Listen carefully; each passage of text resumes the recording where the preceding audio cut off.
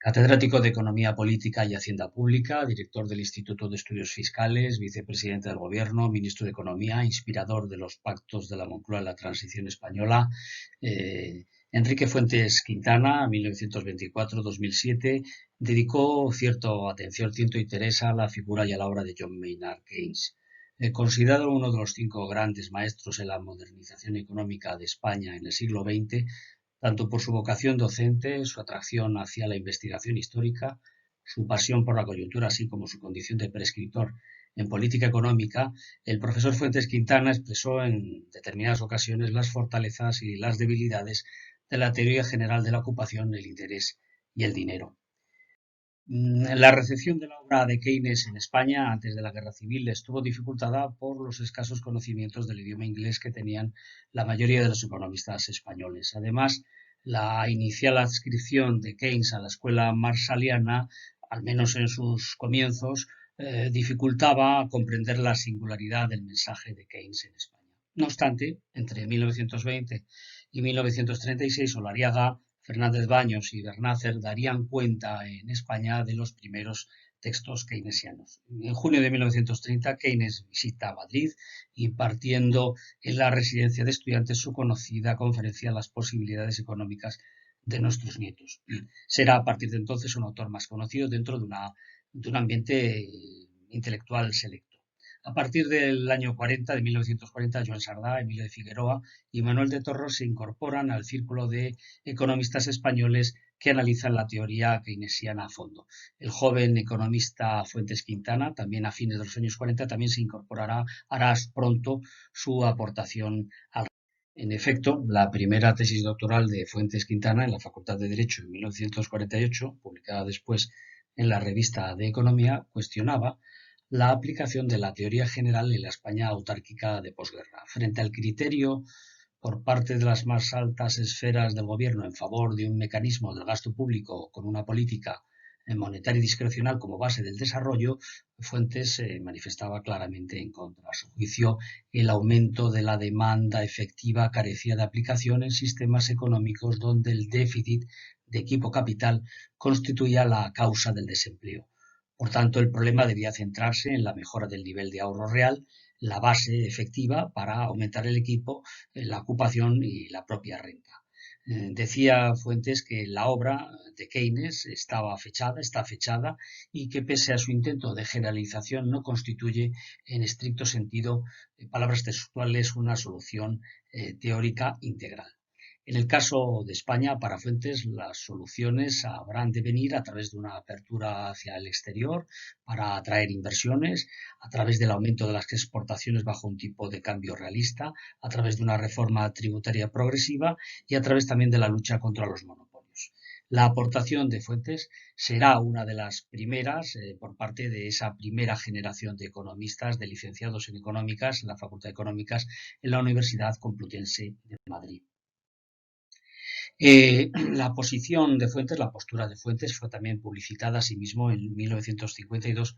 como apéndice en la obra conocida de Román Perpiñá de Estructura Económica y Economía Hispana, entroncando así Fuentes con la tradición de liberalización económica preconizada por sus predecesores, como Stackelberg, Manuel Torres, Perpiñá, etc.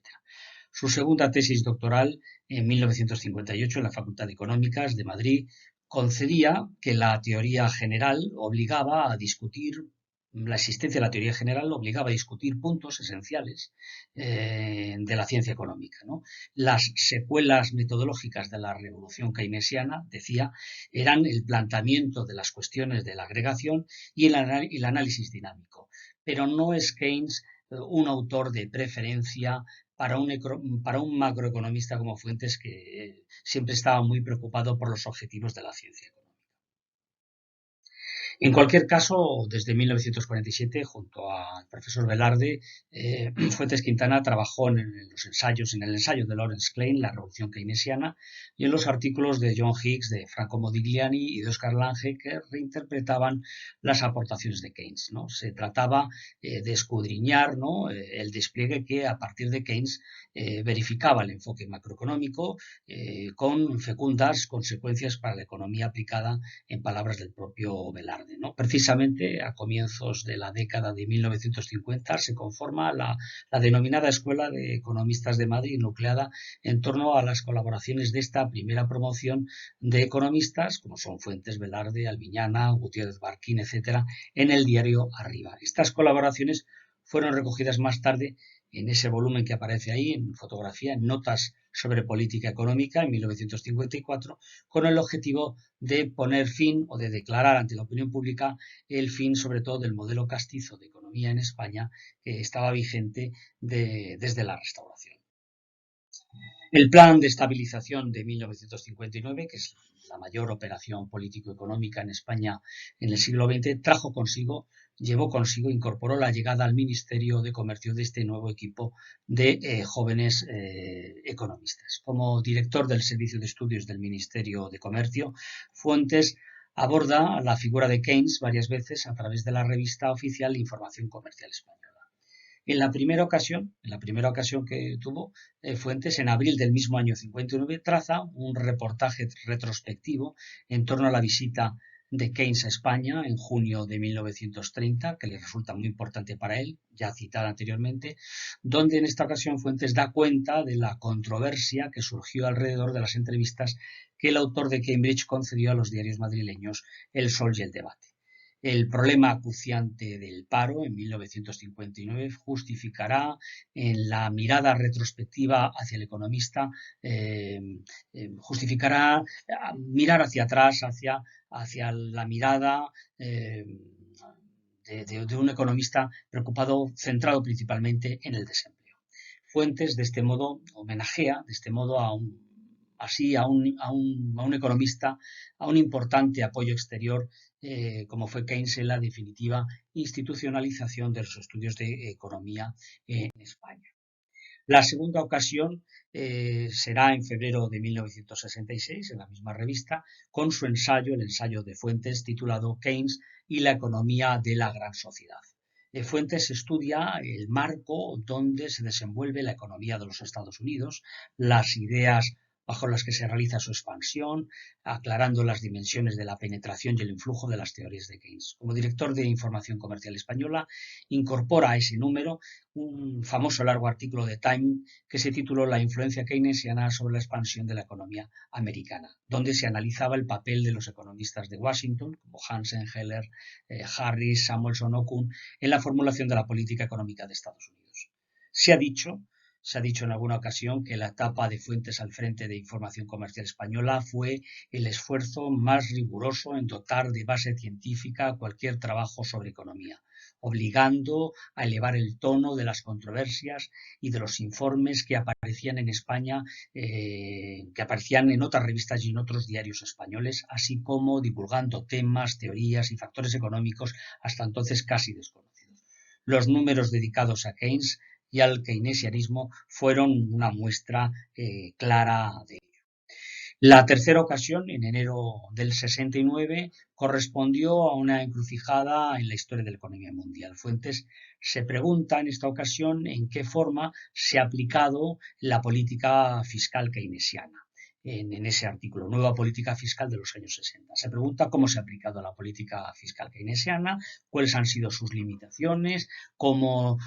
se han remediado sus defectos. En 1969, casi en los albores, en el inicio o en los prolegómenos de la estanflación, este número de Información Comercial Española presentaba al principal oponente de los entonces dominantes razonamientos post-keynesianos. Era la figura de Milton Friedman. La vuelta de Estados Unidos en 1969 hacia una política monetaria de control de la inflación, junto a una información o a unos datos poco creíbles, o un poco creíble desarrollo del Producto Interior Bruto que justificase un aumento de las medidas fiscales, era el escenario tratado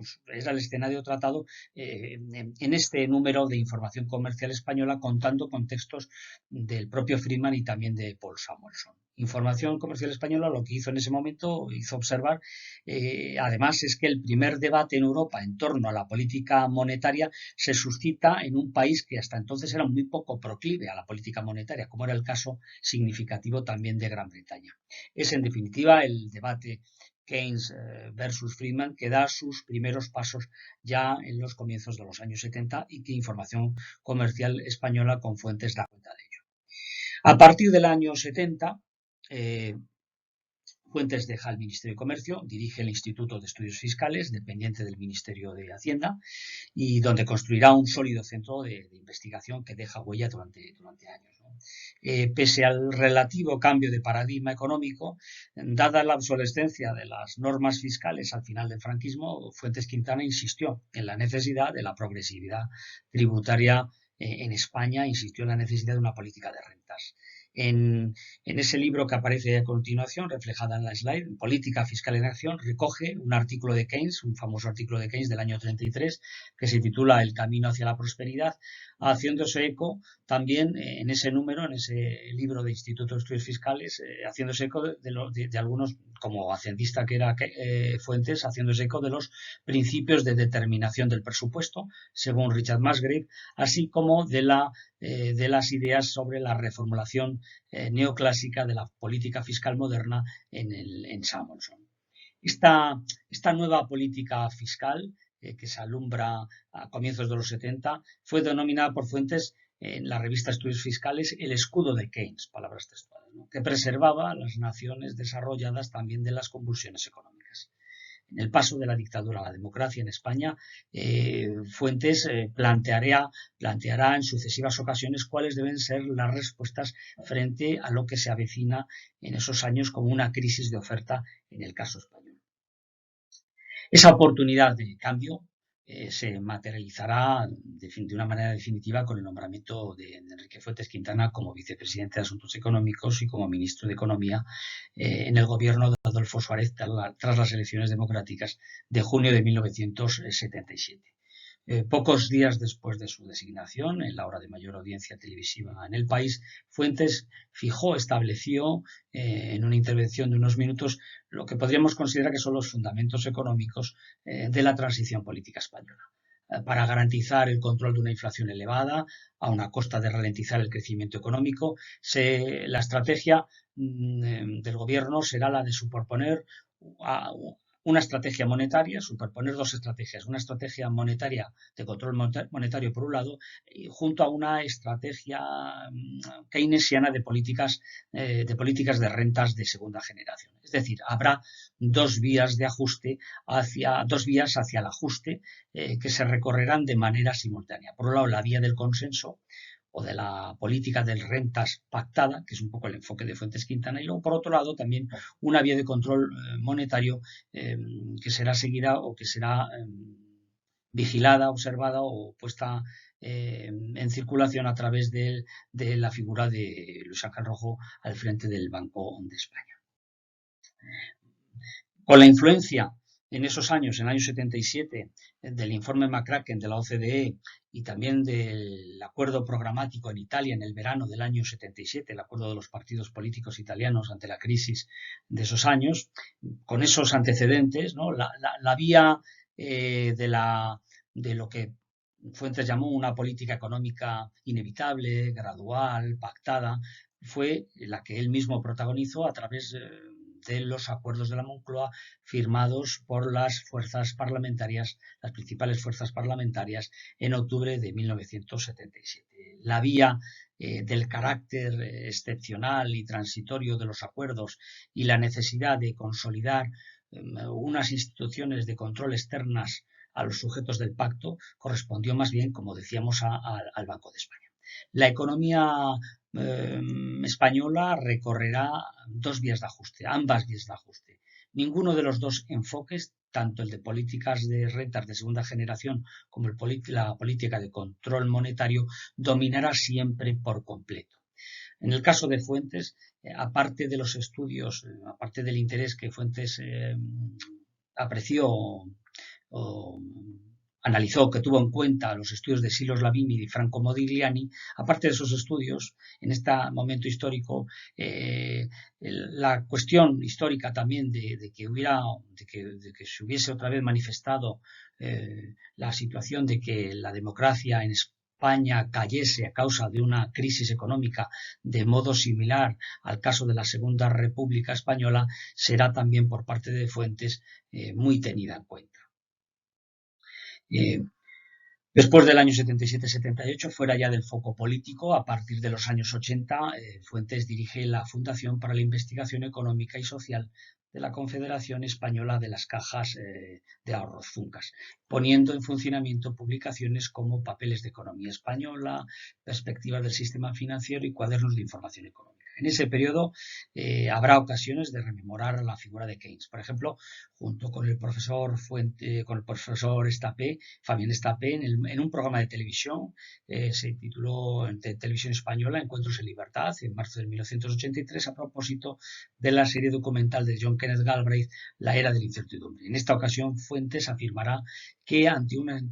época de estancamiento con inflación, como era todavía la del año 83, dado que los datos eran diferentes a los de los años de la teoría general, pues realmente la receta habría de cambiar. En suma, a la altura de 1983, llega a decir Fuentes en ese programa de televisión que Keynes no defendería el keynesianismo, ¿no? Y ahí reflejo en esta diapositiva un fragmento también del programa de esa intervención televisiva. Precisamente, Papeles de Economía va a convertirse en una destacada tribuna donde se disecciona la crisis económica mundial de los años 80. En el primer número de esa revista señala a Fuentes que se trata de una crisis en las formas de producción y de vida, planteando él mismo las bases de una respuesta social y política a la misma. En el número sexto de Papeles, en el año 81, Fuentes introduce pone ante el lector 4 orientaciones, 4 opiniones para el tiempo de crisis. Desde el Keynes, autor de Las posibilidades económicas de nuestros nietos, hasta la larga marcha hacia el socialismo de Schumpeter, pasando por análisis más bien relativamente escépticos en torno al futuro del capitalismo a cargo de Paul Samuelson y de Tibor Stitowski. Es decir, Fuentes plantea aquí un abanico también de posibilidades o de criterios ante el futuro del capitalismo, desde un futuro, desde el escenario esperanzador de Keynes hasta el planteamiento de las paradojas schumpeterianas. Fuentes abre así el campo de visión al lector para concluir diciendo que el sistema de economía mixta es el menos malo de los posibles, en el cual los ciudadanos habrán de resolver sus problemas económicos con pragmatismo y transigencia. En el año 83, Papeles, asimismo, celebra un número extraordinario con ocasión del centenario de la muerte de Marx y el nacimiento de Keynes y de Schumpeter. Ese número cuenta con una aportación del primer biógrafo de Keynes, de Robert Skidelsky, entre otros autores. También hay en la antología de textos se incorpora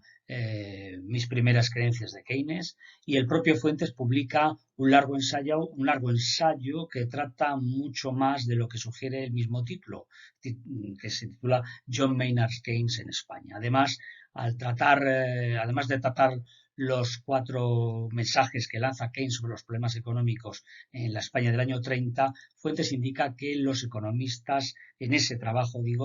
indica que los economistas españoles no han pretendido nunca la literal aplicación del modelo keynesiano, dadas las características de la vida económica del país. Si bien Keynes es, a su juicio, es un ejemplo, para Fuentes, es un ejemplo de economista libre, de ataduras del pasado, que atiende a los hechos, aportando siempre soluciones. Con el paso del tiempo, ya en los años de la definitiva convergencia de España en la Unión Europea, Fuentes Quintana, a la sazón presidente de la Real Academia de Ciencias Morales y Políticas de España, coordina los 9 tomos de economía, los 9 tomos de esa magna obra que es Economía y economistas españoles, expresada durante los años 1999 y 2004, obra que expone el desarrollo del pensamiento económico español desde la Edad Media hasta la actualidad. Su extenso ensayo introductorio, en el tomo primero, alcanza referencias acerca del economista de Cambridge, al igual que en esa magna producción la influencia del keynesianismo antes y después de la teoría general es abordada por el profesor Salvador Almenar, ¿no? Por último, también en el año 2006, ya octogenario, Fuentes dirige su último gran proyecto editorial, que es Libros de Economía y Empresa, y significativamente podríamos decir que el número 3 de 2007 de esta revista, dedicada a la revisión de nuevas obras sobre nuevos títulos, nuevos textos sobre la obra de Keynes coincide con el obituario del propio Fuentes en aquel año. A modo de conclusión provisional, podemos decir que Enrique Fuentes cuestionó pronto la simple aplicación de la teoría keynesiana para solucionar los problemas económicos de la España de posguerra. Tras el plan de estabilización del año 59 al servicio del Ministerio de Comercio, durante 10 años Fuentes dio voz a los principales economistas y a los acontecimientos globales de la era keynesiana, entre los años 45 y 75. El punto de inflexión fue su ensayo Friedman versus Galbraith versus Friedman, que anunciaba el declive de la política fiscal y el auge del monetarismo. Su posición como ministro de Economía en la democracia ante la estanflación fue una solución de compromiso entre la política de rentas keynesiana y la política de disciplina monetaria. La duración de la crisis económica hizo que la duración de la crisis económica en los años 80 hizo que las enseñanzas de Keynes en las numerosas publicaciones que dirigió se combinasen junto con otras cuestiones, junto con otros autores, como las relacionadas con la innovación tecnológica al estilo de Schumpeter, asunto que a Fuentes también le interesó, y asunto sobre todo que la síntesis neoclásica había descuidado, ¿no? Por último, también finalmente, ante la pregunta de por qué estudiar economía, ¿para qué sirve un economista? Que era una cuestión que siempre planteaba en numerosas ocasiones Fuentes, de cara a las generaciones más jóvenes, siempre imperó en Fuentes Quintana una idea próxima al enfoque multidisciplinar que Keynes tuvo en torno a la profesión de economista. Y en ese sentido podríamos reflejar en esta breve presentación cuál ha sido un poco el aporte principal, cuál ha sido el criterio principal de Enrique Fuentes en torno al autor de Cambridge.